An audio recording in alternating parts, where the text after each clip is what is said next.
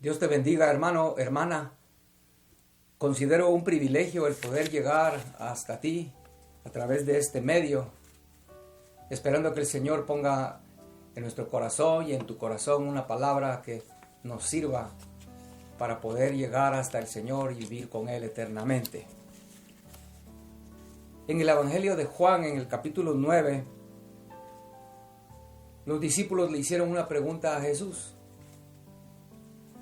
En el verso 1 dice: al pasar Jesús vio a un hombre ciego de nacimiento, y le preguntaron sus discípulos, diciendo: Rabí, ¿quién pecó, este o sus padres, para que haya nacido ciego?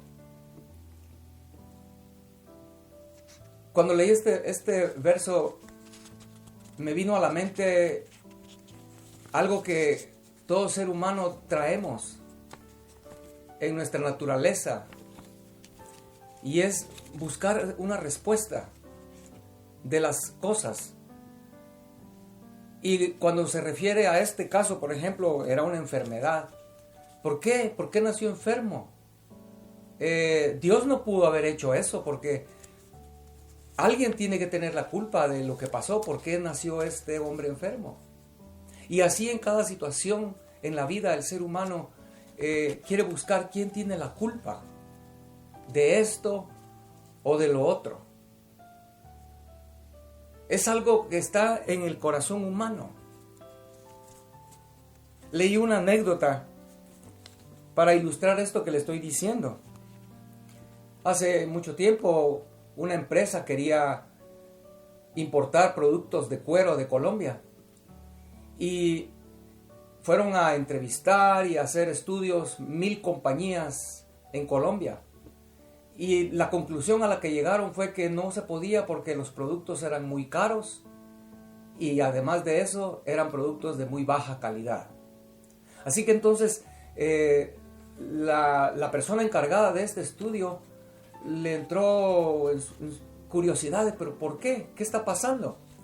Así que él fue a buscar a los fabricantes de estos productos de cuero ahí en Colombia, y ellos le dijeron: mire, en realidad no es nuestra culpa, porque los cueros ya vienen mal y los curtidores son los culpables, porque no quieren traer cueros finos de otros lugares como Argentina, porque no quieren pagar los impuestos.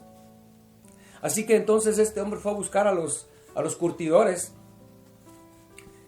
a preguntarles por qué los cueros salían tan malos.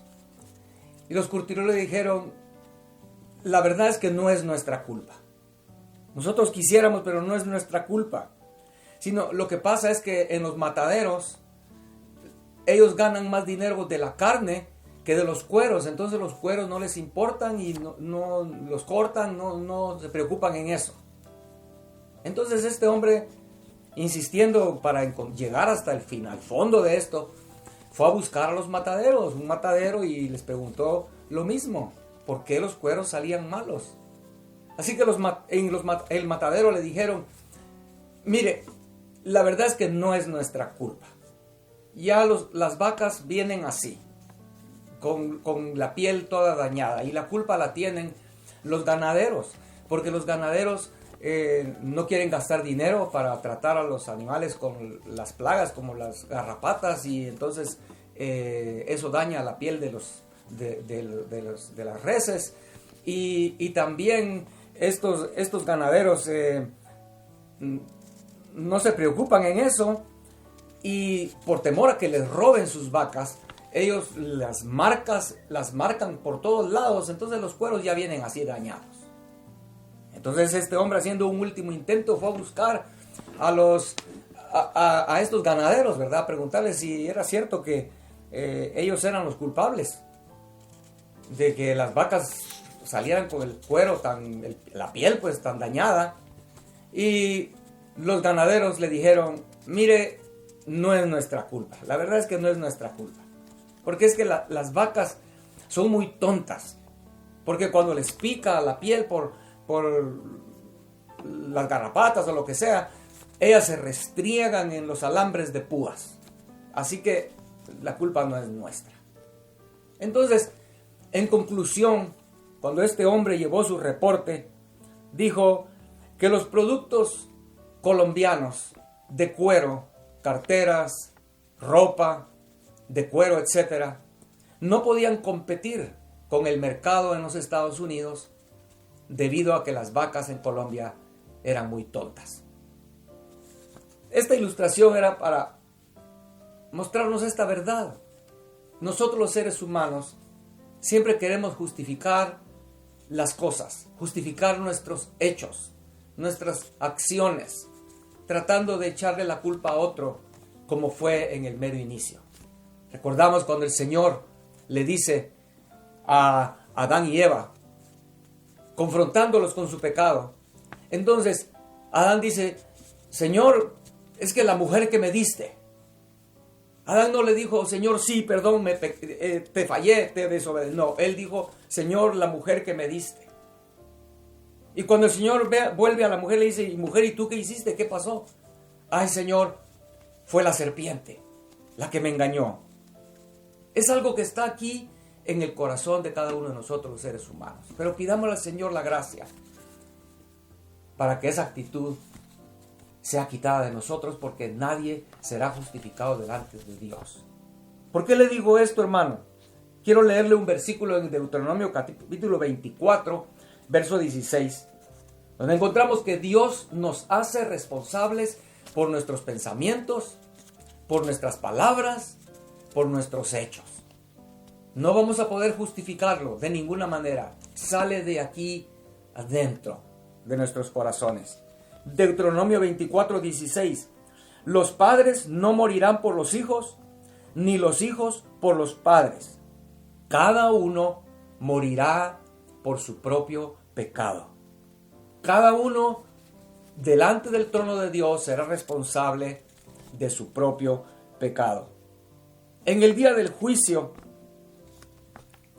nadie va a poder decir que este hombre va al infierno por culpa de su padre, o porque tuvo una infancia muy triste, abandonado. No, cada uno morirá eternamente.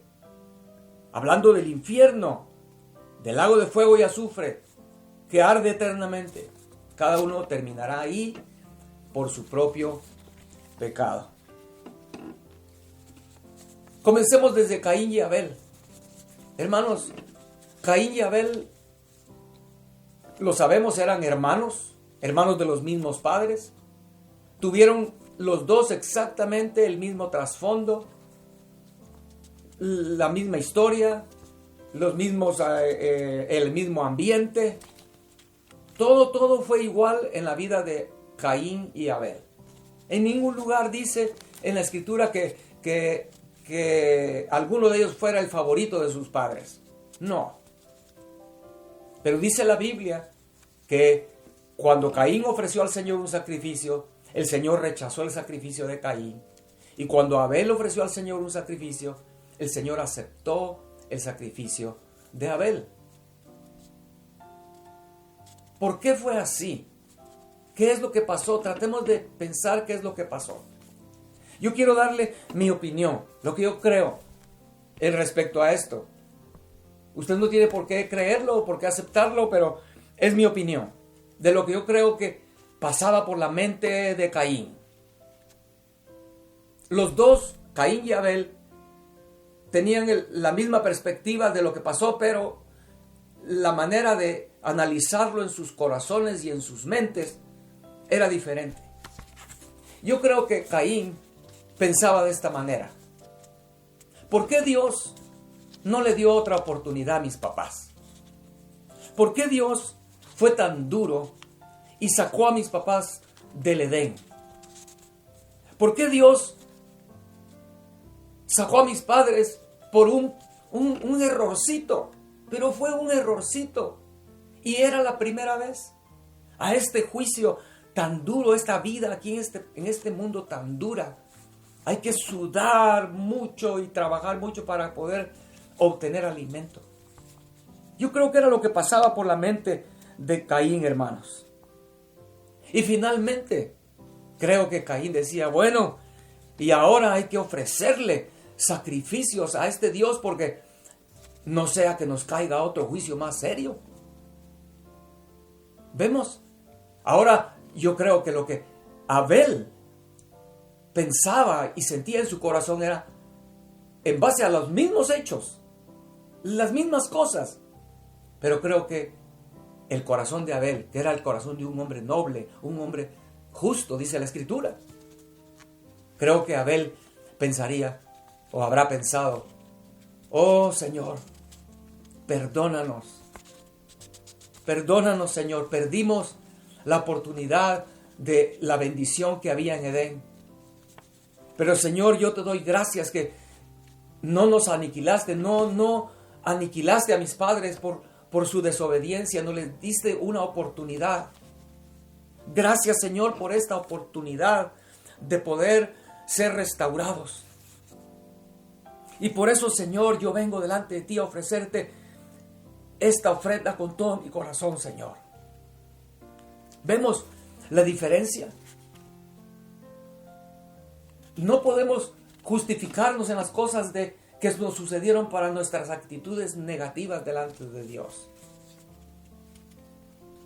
La Biblia dice que cuando el Señor rechazó el sacrificio de Caín, Caín se enojó, su rostro se demudó.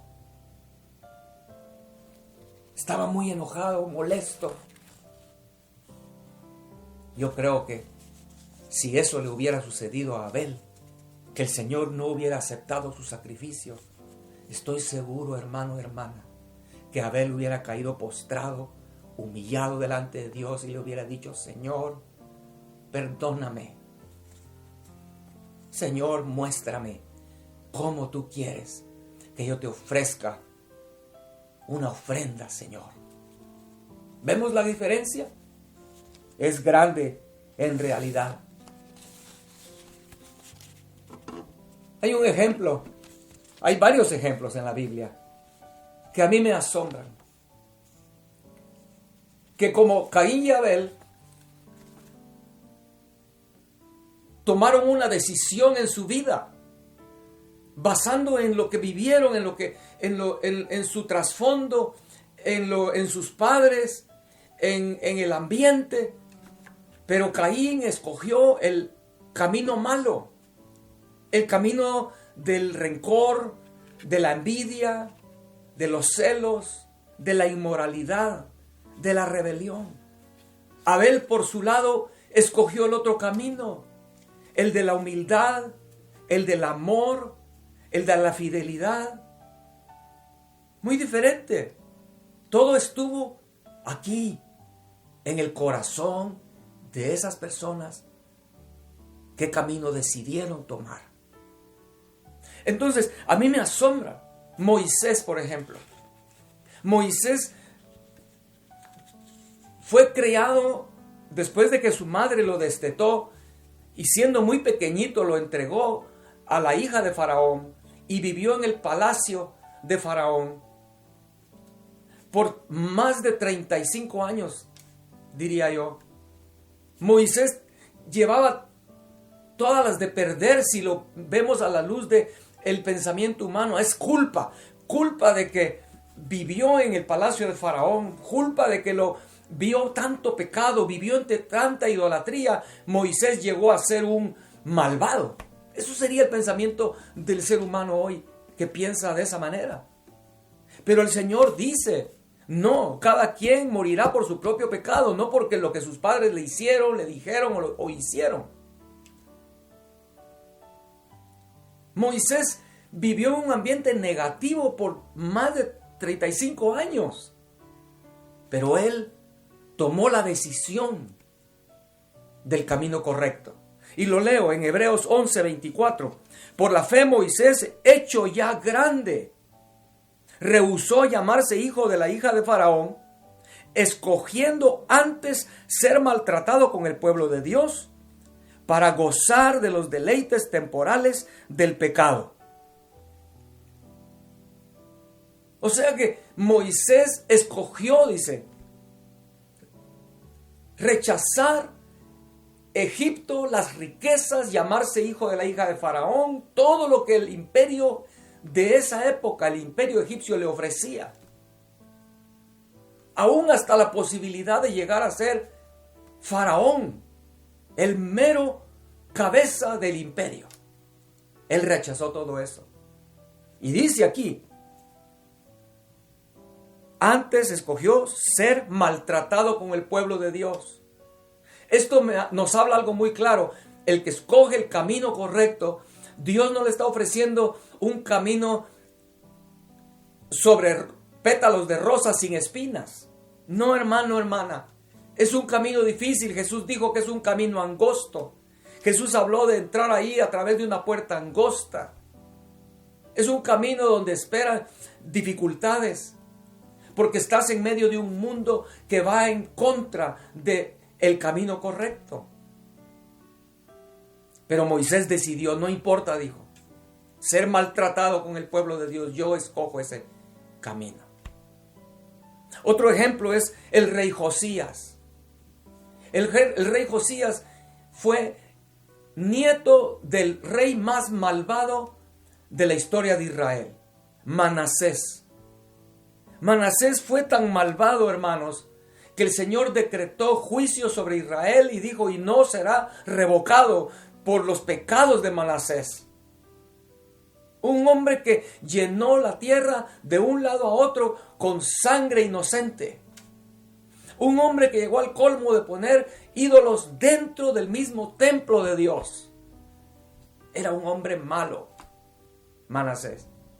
De Manasés nace Amón, otro rey malo, solo reinó 2 años. Y quiero decirle, Manasés reinó 55 años. 55 años, el rey que más años duró su reinado. Al rey a quien Dios le dio más años en el puesto de rey de su pueblo. Eso me habla a mí, el rey más malo, Dios dándole la oportunidad más amplia, más extensa, para que este rey reconociera y tomara en su corazón una decisión de apartarse del camino malo y tomar el camino correcto. Ese fue Manasés. Hermano, hermana, aprovecha las oportunidades que Dios te da para apartarte del camino malo y busca la senda antigua y anda por ella. Josías fue hijo de Amón, quien también hizo lo malo igual que su padre Manasés, dice la Escritura. Pero impresionante. Josías empieza a reinar de edad de 8 años y llegó a ser el rey más recto después de David. Dice la Biblia en 2 de Reyes 23, verso 25, hablando de quién fue Josías. No hubo otro rey antes de él que se convirtiese a Jehová de todo su corazón, de toda su alma y de todas sus fuerzas, conforme a toda la ley de Moisés, ni después de él nació otro igual. Vemos la palabra clave aquí. Josías se convirtió, tomó la decisión de seguir al Señor, de obedecer al Señor, de amar al Señor, tomar ese camino. Josías él pudo haber dicho, es que culpa de mis padres. Lo único que yo vi toda mi vida fue inmundicia, maldad, idolatría. Josías tuvo que haber llegado un momento en que él tomó la decisión, como dice este verso 25, de convertirse a Jehová de todo su corazón. Cada ser humano es responsable de sus pensamientos, de sus acciones, de sus palabras. Cada ser humano. Nadie en aquel día en el juicio dirá al Señor, este hombre va a ser lanzado al infierno, pero pobrecito, porque él vivió en la calle. Este hombre va a ser lanzado al infierno, pero pobrecito, sus padres se divorciaron cuando él era muy niño. Y sufrió tanto en un orfanatorio. No, cada hombre será responsable de sus propios hechos. Yo lo he visto, hermanos, porque eso sigue sucediendo. Como de padres buenos salen hijos malos. Y como de padres malos salen hijos buenos. Hermanos, depende en primer lugar en esto. Sí, yo quiero reconocer eso. Depende de la misericordia de Dios. Tú, si eres un padre bueno, un padre que está tratando de ser fiel con Dios, no tienes que dar por sentado, como yo, Señor, he sido fiel, mis hijos también van a ser fiel. No, primero tienes que decir, Señor, depende de tu misericordia. Depende también de el camino, lo que tú le enseñas. Pero últimamente, la responsabilidad humana es algo muy real, hermanos. Ese hijo tomará su propia decisión un día. ¿Qué camino van a escoger? Amén. Y no es que el Señor nos deja solo así, que se cruza de brazos y ve que este hombre tuvo muy pocas ventajas en la vida. No. Dios trata con el corazón del hombre. Cuando el Señor le dijo a Caín, Caín, ¿dónde está tu hermano? Después de que Caín lo mató. Yo estoy seguro, hermano, hermana, que el Señor quería ver en el corazón de Caín un arrepentimiento y poderle decir, Señor, no puedo resistir tu mirada, tu voz, Señor. Sí, yo maté a mi hermano, Señor. Perdóname porque me llené de envidia, porque no aceptaste mi sacrificio. Perdóname, Señor. Quiero ser cambiado. Pero no, Caín, cuando el Señor le dice, ¿dónde está tu hermano?, se endureció aún más en su corazón. Y esto a mí me recuerda algo que sucedió en el Nuevo Testamento. La vida de Judas, hermano. La Biblia no nos explica cuál fue el trasfondo de Judas, hermanos. La Biblia no nos dice si Judas fue huérfano, si sufrió abuso infantil, si sufrió algo cuando era niño, si sufrió tanta pobreza que ahora él tenía un deseo insaciable por las riquezas, por las cosas de este mundo. No sabemos nada de eso. Pero sí sabemos que Judas caminó con el Creador 3 años y medio. Y yo estoy seguro que el Señor trató con Judas durante esos 3 años y medio, tratando de llegarle a su corazón, tratando de penetrar ese corazón duro. La Biblia dice claramente que Judas robaba de la bolsa porque el Señor lo había hecho a él el encargado de llevar las finanzas del grupo, las finanzas del Señor. Pero eso lo dice Juan capítulo 12, verso 6, que Judas sustraía dinero de allí. Pero podemos imaginar, hermanos, yo estoy seguro de esto, como le dije hace un momento, usted puede decidir no creerlo, pero yo sí creo que el Señor confrontó a Judas muchas veces, como el Señor confrontó a Caín, ¿dónde está tu hermano? Yo creo que Jesús sí confrontó a Judas diciendo, Judas, ¿cuánto dinero hay en la bolsa? Ah, Señor, permíteme. Hay 45 denarios, Señor.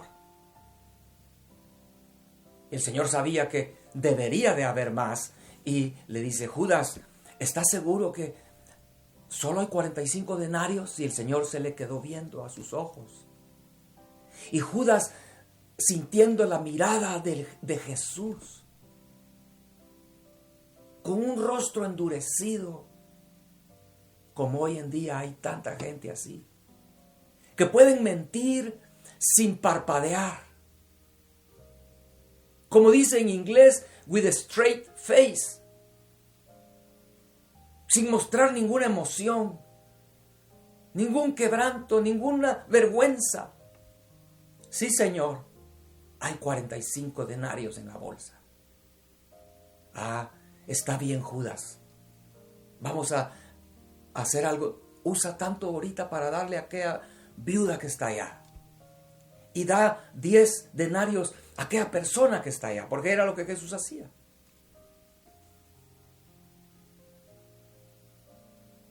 Judas tuvo la oportunidad, hermano, hermana, de cambiar su camino y no lo hizo. Yo sé, hay gente que quiere justificar a Judas, como gente que quiere justificar a Caín. No, es que Dios es muy malo. ¿Cómo no aceptó la ofrenda de Caín si la ofrenda de Caín era lo mejor de lo que él había cosechado? Vemos, hay gente que quiere justificar a Caín. Hay gente que quiere justificar a Judas. Es más, hay gente que ora por Satanás, que sabe algún día si Satanás se arrepiente. Todo ser humano, y aún seres celestiales, como fue Lucero y los ángeles que le siguieron, tomaron una decisión aquí dentro de sus corazones. Porque Dios no quiere personas como títeres, robots, que digan amén, amén. No, Dios quiere gente que de su corazón decide amarlo y seguirlo a Él. Pero quiero decirle lo más lindo al final, ya termino con esto. Termino aquí. El que decide el camino verdadero, correcto, que es Jesús, porque Él mismo lo dijo, yo soy el camino, la verdad y la vida. Esta es la promesa. Voy a leerlo. Estoy terminando aquí. 2 de Corintios 5:17. De modo que si alguno está en Cristo, si alguno tomó en su corazón la decisión de seguir a Cristo, como Josías, convertirse de todo su corazón a Cristo, dice aquí, nueva criatura es. Las cosas viejas pasaron. He aquí todas son hechas nuevas. No importa tu pasado, no importa lo que te hicieron, no importa lo que sufriste. El Señor te está prometiendo que si lo sigues a Él, Él te hará una nueva criatura. Todos esos traumas, todas esas situaciones que te atormentan ahorita, alguien que me está viendo en este momento y escuchando en este momento, todo eso va a quedar en el pasado, porque el Señor te dice, yo voy a hacer de ti una nueva criatura. Y todas esas cosas pasadas ya no estarán. Yo voy a hacer todo nuevo para ti. Qué lindo, qué bendición es esa, hermano y hermana. Amén. Con razón. En todo el mundo, desde donde nace el sol hasta donde se pone el sol, hay gente. No importa su pasado. No importa su trasfondo. No importa lo que han sufrido. Han decidido seguir a Cristo y son las personas más felices y más bendecidas que hay sobre el planeta. Y tú puedes ser una de ellas si hoy decides seguir a Cristo. Amén. Dios te bendiga, hermano.